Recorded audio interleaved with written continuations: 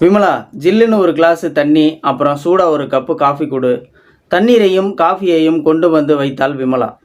விமலா, அப்பா என் கொல்லப்புறத்தில் உட்கார்ந்துருக்காரு. நீங்களே கேளுங்க அந்த கன்றாவிய. காஃபியை ஒரே மடக்கில் குடித்தவன் தந்தையின் அருகில் வந்தான். அவரது தோளை ஆதரவாக பற்றினான். அப்பா, எழுந்திருச்சு உள்ளே வாங்க. தந்தையின் கையை மென்மையாக பிடித்து அழைத்து வந்து சோபாவில் அமர்த்தினான். ஏப்பா, என்னமோ மாதிரியாக இருக்கிறீங்க? அவர் சொல்ல தயங்கினார். ஏதோ இருந்தாலும் சொல்லுங்கப்பா. அவர் சொல்ல மாட்டாரே, நானே சொல்கிறேன். கரண்ட் பில்லும் ஸ்கூல் ஃபீஸும் கட்டிட்டு வாங்கன்னு கொடுத்த 10,000 ரூபாயை தொலைச்சிட்டு வந்து நிற்கிறாரு.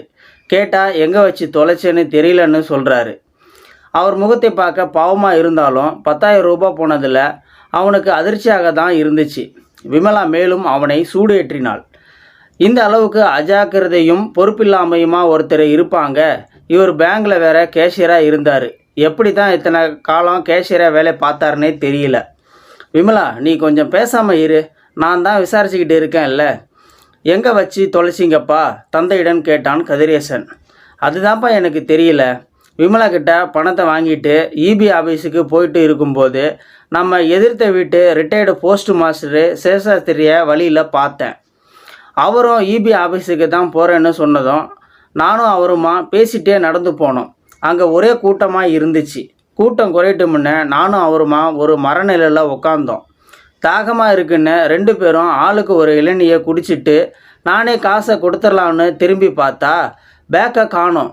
கடைசியில் இளநீருக்கு போஸ்ட் மாஸ்டர் தான் காசை கொடுத்தாரு.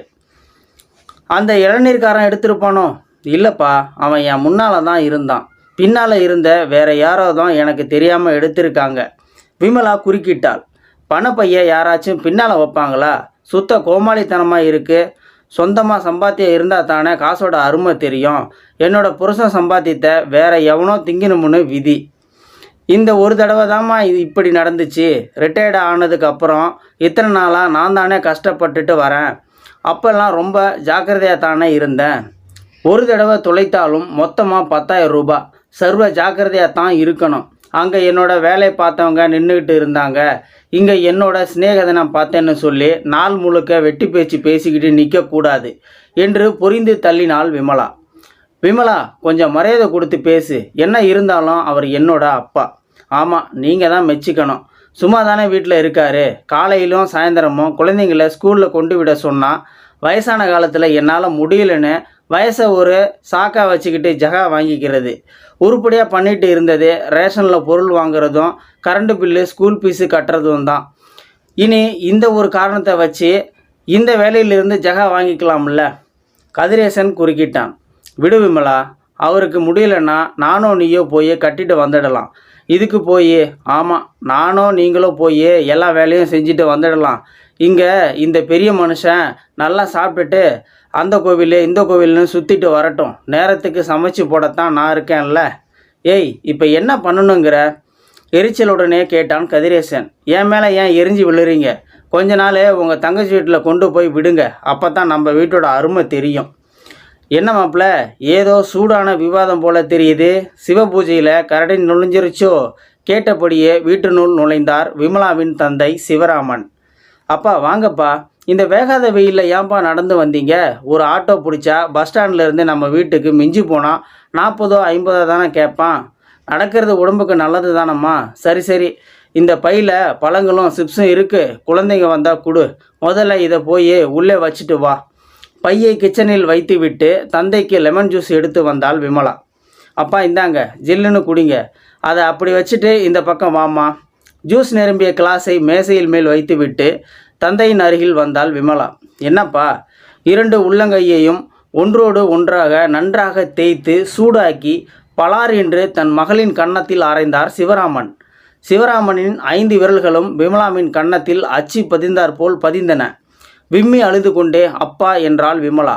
கதிரேசனும் ராமநாதனும் அதிர்ச்சியுடன் சிவராமனை பார்த்தனர். மாமா வந்து என்று வார்த்தை கிடைக்காமல் திக்கினான் கதிரேசன். பொறுங்க மாப்பிள்ள, நான் பேசி முடிச்சிட்றேன். பொண்டாட்டி பேச்சுக்கு மதிப்பு கொடுக்க வேண்டியது தான். ஆனால் எந்த காலத்திலையும் எந்த நேரத்துலையும் தன்னை பெற்றவங்களை விட்டு கொடுக்கக்கூடாது. குடும்பத்தில் முதல் மரியாதை அவங்களுக்கு தான். அதுக்கப்புறம்தான் பொண்டாட்டி குழந்தைங்களுக்கு. நீங்களோ சம்மந்தியோ அவளை அடித்தா புருஷன் வீட்டில் எல்லாருமா சேர்ந்து என்னை கொடுமை பண்ணுறாங்கன்னு சொல்லி அவள் போலீஸில் கம்ப்ளைண்ட் கொடுக்கலாம். ஆனால் நானே 2 சாத்துனா எவன் கேட்க போகிறான்? நான் வர்றேன் மாப்பிள்ள, வர்றேன் சம்மந்தி. காத்தால நடக்கும்போது அப்படியே நம்ம வீட்டுக்கு அடிக்கடி வாங்க, கொஞ்ச நேரம் ஜாலியாக பேசிட்டு இருக்கலாம் என்று கூறியபடியே நடையை கட்டினார் சிவராமன். அப்பா, அழுதபடியே கூப்பிட்டாள் விமலா. என்னம்மா, இந்த ஜூஸையாச்சும் குடிச்சிட்டு போங்கப்பா. நீ நல்ல மனசோட இருக்கும்போது என்னை கூப்பிடு, அப்போ வந்து சாப்பாடை சாப்பிட்டு போகிறேன். கம்பீரமாக நடந்து செல்லும் தன் சம்மந்தியை வாஞ்சையுடன் பார்த்தார் ராமநாதன். இந்த வீடியோ பார்த்துட்டு இருக்கிற நண்பர்களே, இந்த வீடியோ பற்றி உங்களுடைய கருத்துக்களை கீழே இருக்கிற கமெண்ட் செக்ஷனில் மறக்காமல் சொல்லுங்கள். வீடியோ பிடிச்சிருந்தா ஒரு லைக் பண்ணிக்கோங்க.